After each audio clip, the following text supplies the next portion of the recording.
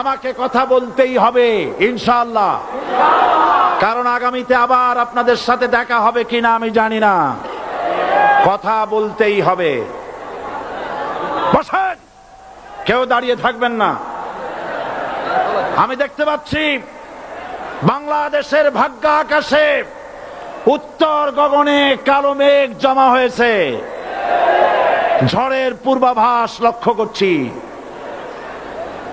যদি মোকাবেলা করতে না পারেন সক্ষম ভাবে, এমন অন্ধকার গাঢ় কালো অমাবস্যার রাত আসতে পারে যার সুবে সাদেক হওয়া অসম্ভব।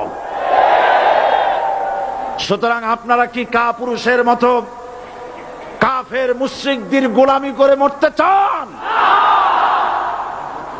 বিড়ালের মতো 500 বছর বেঁচে থাকার কোনো লাভ নাই। সিংহের মতো 1 ঘন্টা বাঁচতে চাই। আমাদেরকে বলা হয় সাম্প্রদায়িক উস্কানিমূলক কথা নাকি আমি বলি। পত্রপত্রিকা দিছে না তারা?